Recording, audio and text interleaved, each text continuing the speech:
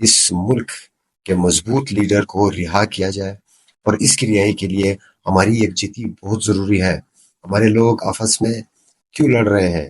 دیکھیے یہ باتیں خان صاحب تک پہنچ رہی ہے، کتنا دکھ ہوتا ہوگا۔ میں پی ٹی آئی بلوچستان کے لیڈرشپ سے درخواست کرتا ہوں، ایک دوسرے سے رابطے میں ہو، ہم ورکر آپ کے پیچھے ہوں گے، آپ نے اختلافات نہیں کرنے، آپ نے سارے ورکرز کو ایک ساتھ جمع کرنا ہے، تحریک کے لیے تیاری کرے، یا تو ڈٹ جائے یا ہٹ جائے۔ السلام علیکم دوستوں، میں وسیل خان ہوں، اور خان صاحب کے پیغام کے بارے میں بات کریں گے۔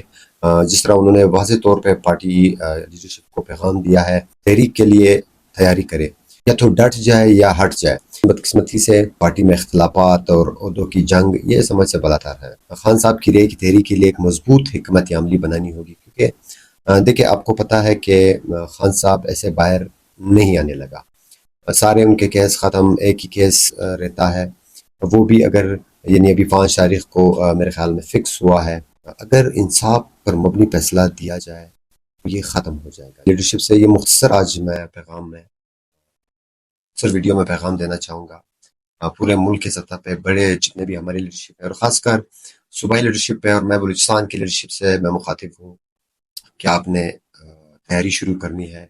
آپ نے ابھی سے جو ہے سارے ورکرز کو ایک ساتھ لے کے چلنا ہے، تاکہ خان کی رہائی کے لیے ایک مضبوط حکمت عملی بنائی جائے۔ ہم انشاءاللہ پہلے تو عید سے پہلے، نہیں تو عید کے بعد اب ہر لیڈرشپ سے ملیں گے، جتنے بھی پارٹی کے دوست جو کیبنٹس میں تھے میرے ساتھ تھے، ہم کوشش کریں گے کہ خان کی رہائی کے لیے کیا حکمت عملی ہے، ہم ہر ایک سے ملیں گے اور سب کو یہ تجاویز دیں گے کہ ساری پارٹی کو ایک ساتھ لے کے چلنا ہے، سارے لوگوں کو ایک ساتھ لے کے چلنا ہے خان کی ایک تحریک کے لیے۔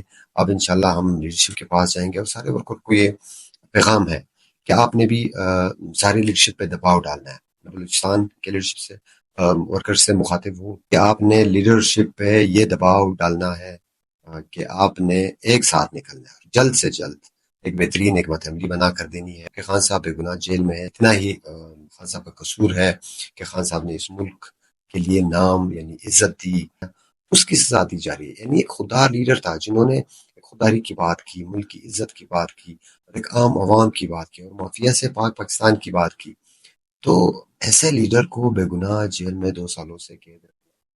یہ میں سمجھتا ہوں کہ صرف پاکستان تحریک انصاف کے ورکر کا نہیں، یہ پورے ملک کی عوام کا جو ہے فرض بنتا ہے کہ وہ خان صاحب کے لیے احتجاج کے لیے نکلے، اور یہ ڈیمانڈ ہو کہ اس ملک کے مضبوط لیڈر کو رہا کیا جائے، اور اس کی رہائی کے لیے ہماری یکجہتی بہت ضروری ہے۔